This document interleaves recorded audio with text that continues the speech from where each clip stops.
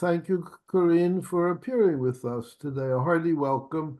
We look forward to learning from you about a very pertinent, very important subject. I read an article of yours a while back and was so impressed by it that I wrote you afterwards to see if you might be available to participate in our webinar series. I was delighted that you said yes, and I look forward to joining many others in just a minute in learning with you and from you. Very briefly, Corinne Blackmer did her graduate studies at UCLA, taking her PhD there. She now teaches at Southern Connecticut State University. She offers courses on anti-Semitism, among other subjects that she deals with, including, interestingly, the Hebrew Bible. She's lived in Israel.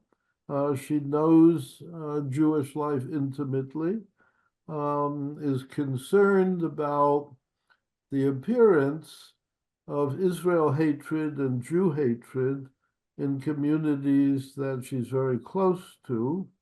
And I came to know her also after coming across her book, Queering Anti-Zionism, which is pertinent to today's subject. Corinne, I'm going to stop there and hand over now to you. Very much look forward to hearing what you have to say. Thank you very much. I appreciate Alvin. I'm going to move this here over to the side so I can see fully my screen. So we can see here the title of this is Queer Anti-Zionism, Anti-Semitism in LGBT Communities Then and Now. Let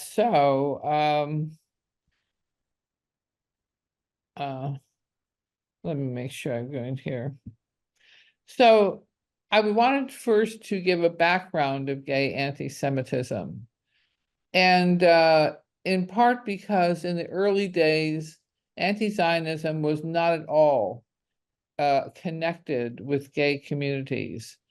The man who invented the scientific study of homosexuality, Magnus Hirschfeld, was a gay Jew and a sexologist, and he worked in Weimar, Germany before he was obviously shut down by the Nazi government.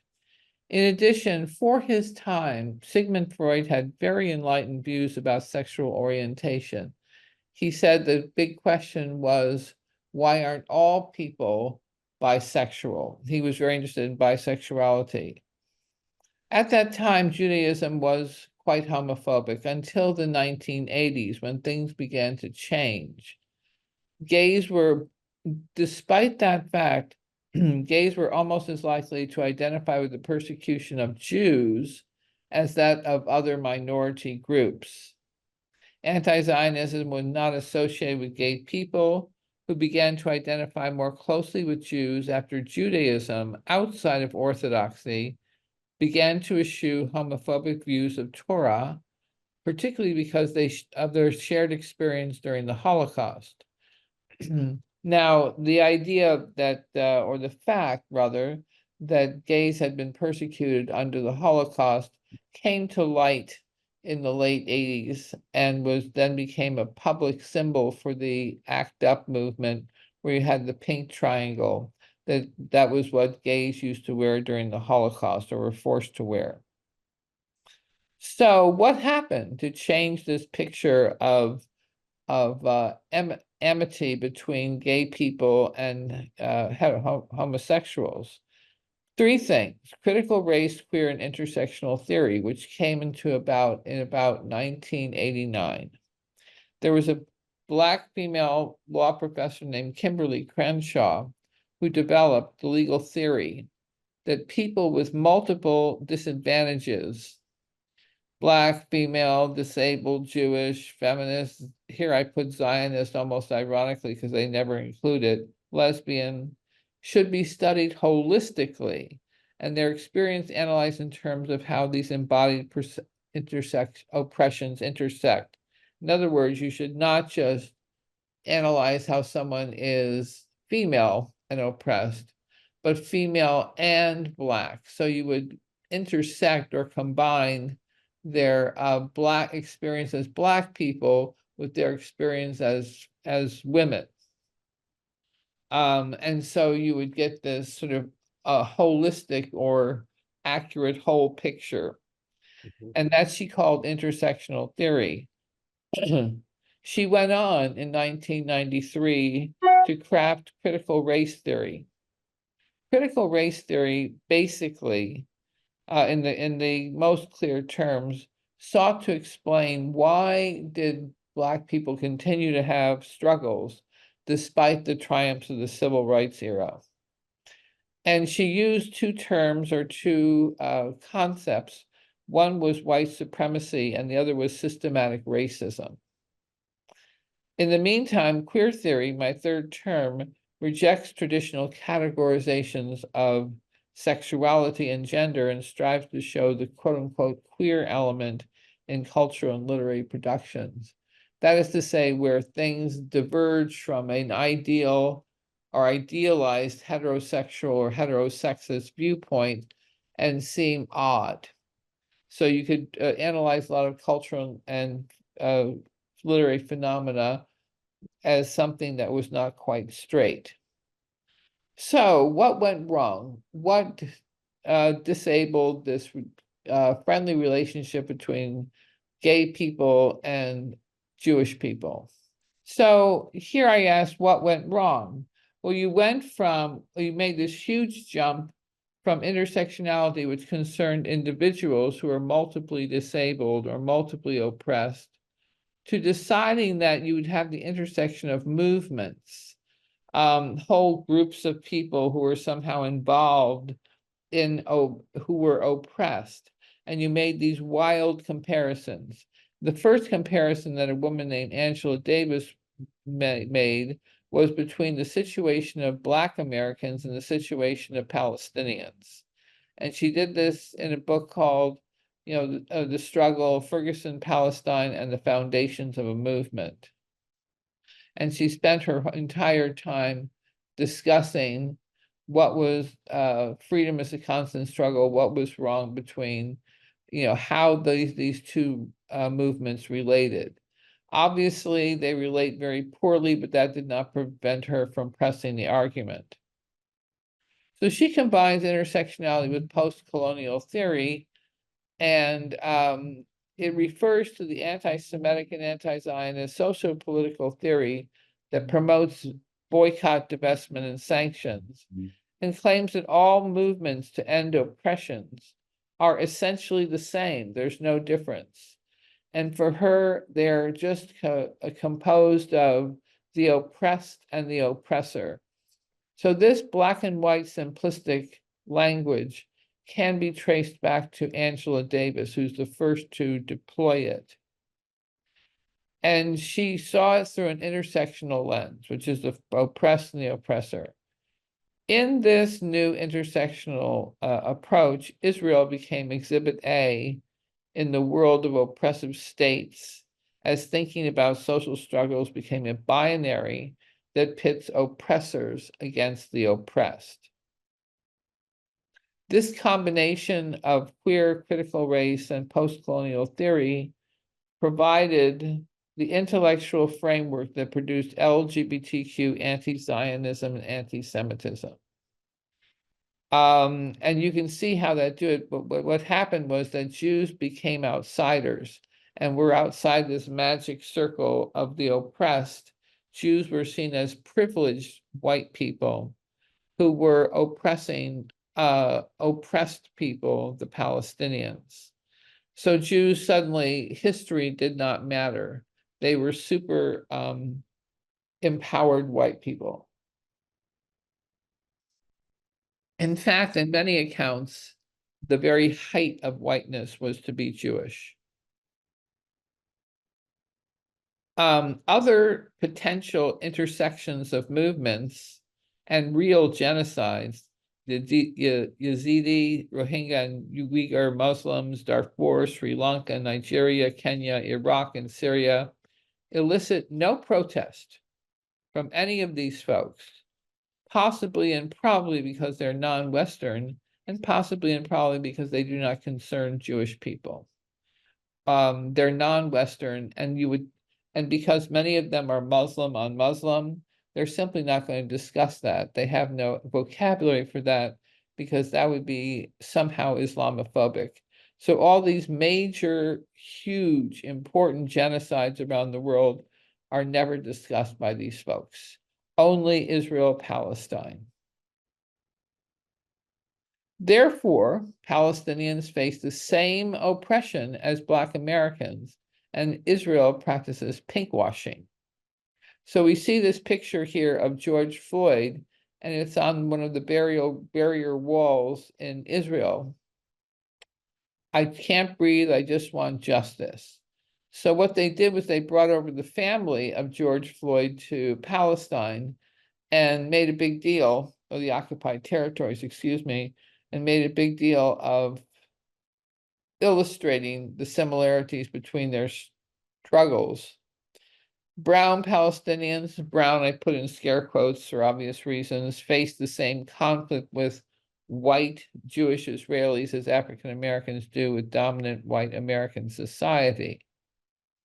Of course, in this scenario, Beta and his Mizrahi Israeli Jews, about 60% of Israel Jews are erased.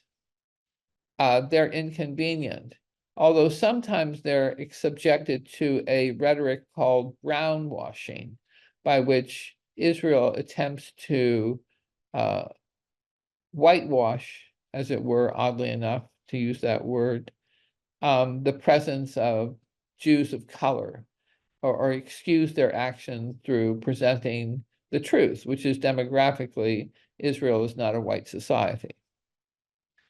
All right, so of course, within this binary of oppressor and oppressed, the major defining differences between Palestinians and African Americans are elided.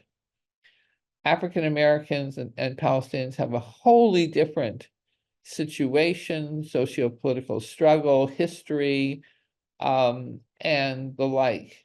And it's a poor and very, very awkward and inaccurate comparison between those two peoples. And you can only press it by saying that in every struggle, there is nothing other than the oppressed and the oppressor. So all complexities disappear. All real facts disappear. And from this comes their disinterest in facts and complexity. Okay, within this domain, Israel is guilty of pinkwashing, meaning it uses its stellar record of civil rights for LGBTQ people to whitewash its mistreatment of Palestinians. It prides itself on its treatment of gay people, and in that way tries to ignore or to erase or to marginalize their struggle with Palestinians. If this were the case, then I couldn't brag on New Haven for our gay pride parades or the publicity we use for gay pride parades because we happen to have some poor neighborhoods. It would be an attempt to whitewash that fact. But these are arguments used only in reference to Israel, this pinkwashing argument. Hence, we see pictures like this in the media, which is extremely prejudiced against Israelis. And I think we've all seen that since October 7th, how really biased the media is. Israel is the oppressor and Palestinians the oppressed. And nothing too much more needs to be said about the situation than that Israelis are bad and Palestinians are good because they are the victims. Now we come on to how this affects gay and lesbian and queer Palestinians specifically. A Q question. To what degree do Palestinian and Israeli identities intersect? How are they related to one another? After all, both are gay. And the answer is the intersection of going in opposite directions. It's very hard to make comparisons between the two other than to say that one group is experiencing a good social situation, and the other group is amongst the most burdened and oppressed gays and lesbians in the world, for reasons I'm going to discuss. The situation for Palestinian LGBTQ people is horrible. When we say recriminalize sodomy here, this is a picture from the West Bank where there's been some lightening of the 1939 British rule about criminalization of sodomy. Sodomy is criminal in the Gaza Strip under Hamas. It usually elicits a death penalty. It used to be throwing, they used the same thing as ISIS did, which is you throw gay people off the top of buildings if they're found out to be gay. Okay, so here's the kind of rules under which gay Palestinians live. Gaza criminalizes consensual same-sex activity. It's seen as an offense to Islam, a blasphemy. On the other side of the land, in the occupied territories in the West Bank, the Palestinian Authority police ban the activities of queer and feminist rights organizations. It's not quite as bad since they have now, because of Rashida Tlaib, asked for them to be opened again. They did so. But they're very, very marginalized and are always subjected to police involvement and interrogation. Palestine in general, both the Gaza and the West Bank, has absolutely no civil rights that protect LGBT people from discrimination or harassment, which includes shunning, abuse, disfiguration by either knives or acid, and death threats. Honor killings occur regularly. So under these circumstances, in order to express their gay identity, gay Palestinians usually have very few options than to seek refuge in Israel, fearing for their lives, especially from members of their own family. And this would be particularly their brothers and their uncles and their fathers, but even more particularly their brothers and their uncles. Around 2,000 to 3,000 Palestinian homosexuals live in Tel Aviv at any given time. I should mention that when they're in the West Bank or Gaza, it is their gay identity that is salient.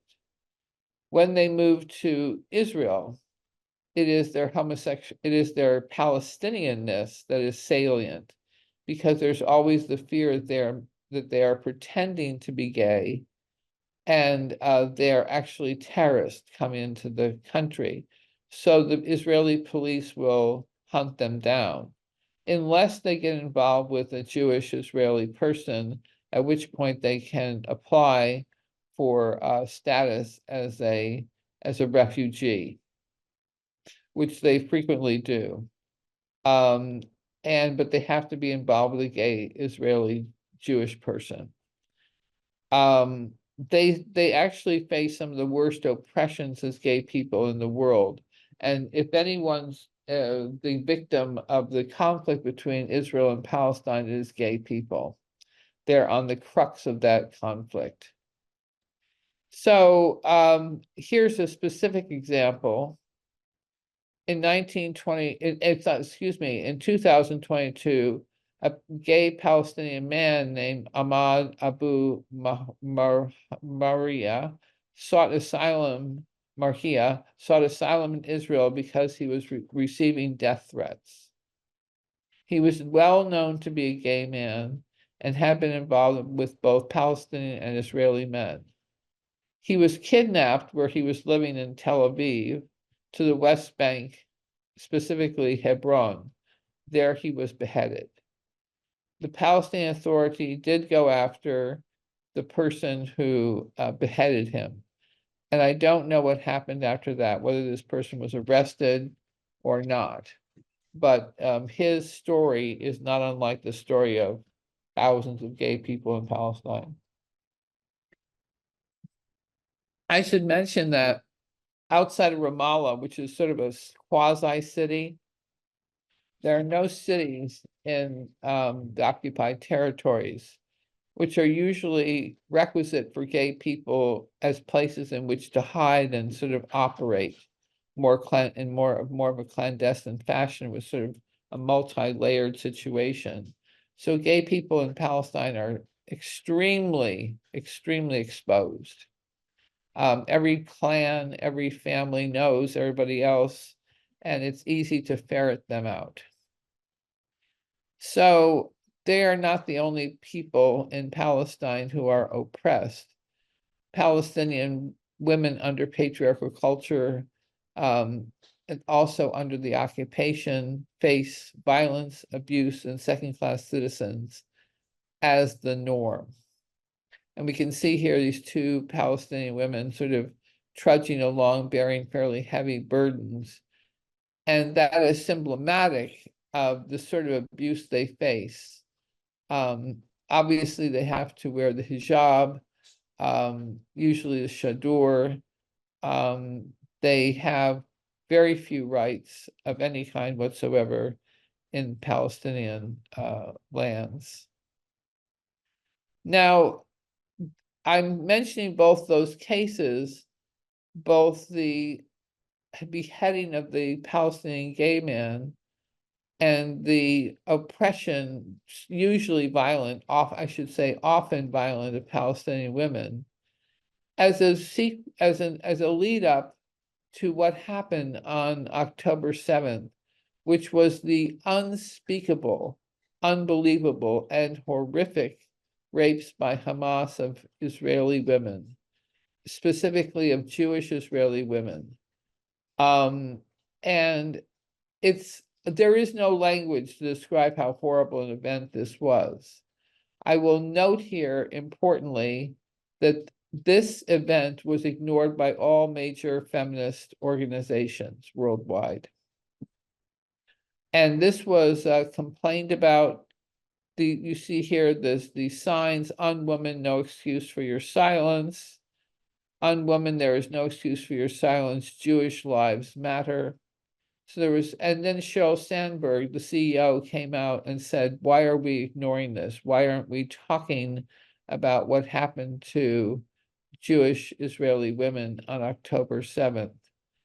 It was constituted one of the most horrific modern rape crimes of the 20th or even the 19th century.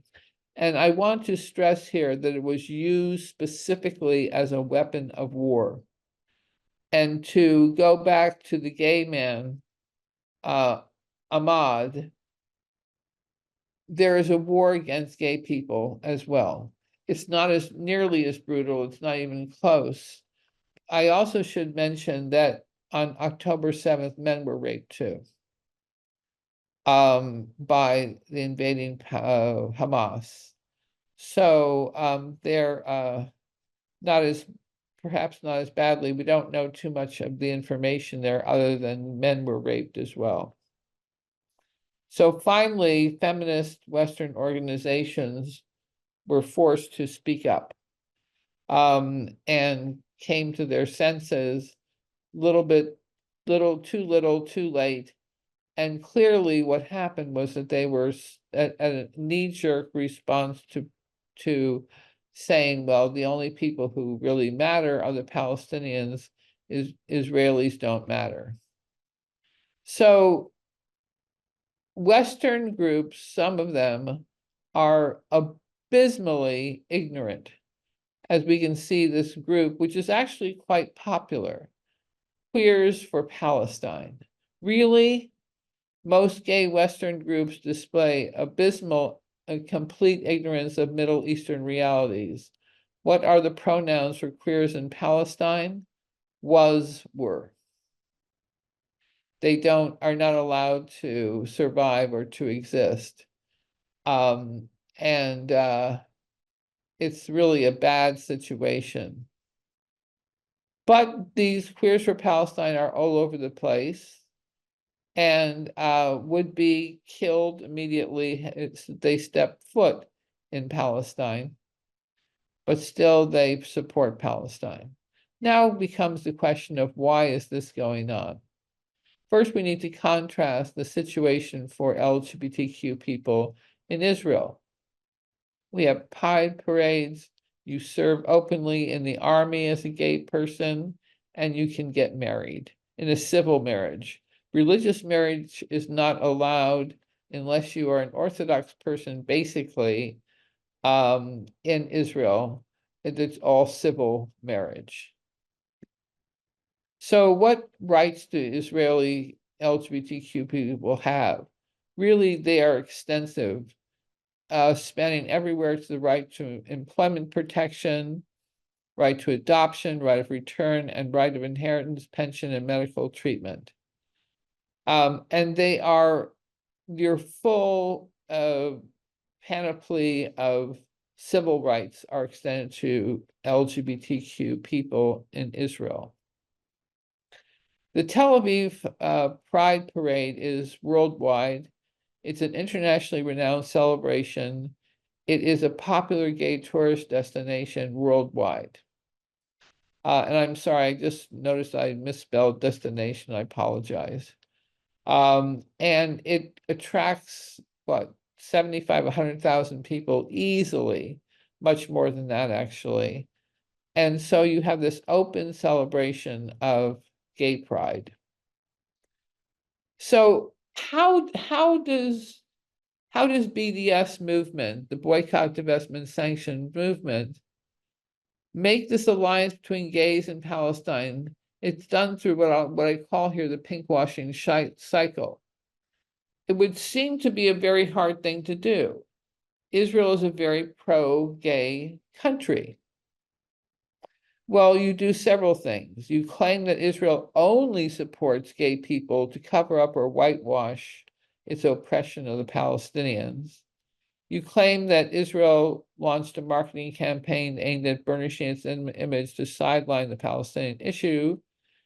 You make the really odd and unfortunately very, very inaccurate claim that Palestinians are not that homophobic. You accuse those who point out homophobia of Arab nations of Islamophobia or misunderstanding the sexualities of Arab cultures. This has been done quite extensively by a man named Joseph Assad, who wrote a book called Desiring Arabs, and Jasper Puar, who wrote a book called The Right to Maim. Finally, you claim that Israel only supports LGBT Jewish Israelis because of the pro-natalist policies of the Israeli government. Everybody should be having gay babies, including gay people, so therefore they'll be given their rights.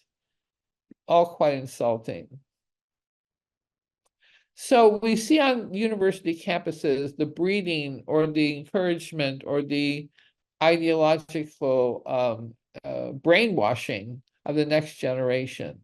Well, gay students come to university with several reasons that they are influenced by this. Often they're rejected by their families. They have a sense of social isolation, sense of ostracism. They are actively recruited by pro-BDS groups promising inclusion and acceptance. I put asterisks after the ones I thought were particularly important. They simply don't know anything about the Israeli-Palestinian conflict. They are ignorant about the history of Israeli LGBTQ rights and culture. They are the black and white thinking of the intersection of movements is appealing. It's easy. You can see just two sides of anything. Sense of in-group solidarity and common cause. And after a safe object on which to project homophobia. And they're simply unaware that in opposing Israel, they're jeopardizing their interests as LGBTQ people. Conclusion, education is what is crucial here. Intersection of movements has become a potent weapon. Pinkwashing is a potent weapon. Because of prejudice, ostracism, and isolation, LGBTQ students are low-hanging fruit for recruitment by pro-BDS groups. Pro-BDS student groups and women's studies programs promote fierce hatred of Israel, also other ethnic studies groups, and now it keeps on being extended. The once upon a time distinction between anti-Zionism and anti-Semitism has evaporated, with anti-Zionism the most dangerous form of Jew hatred today. What do I suggest? Educate, educate, educate, and use humor to diffuse propaganda. And so I want to end with something here, and that is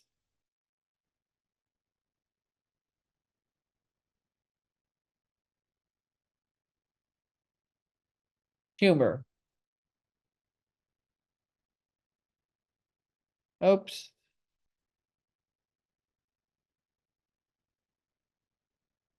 Yeah, everyone has group sex in Tel Aviv during Yom Kippur. The shofar isn't the only thing getting blown.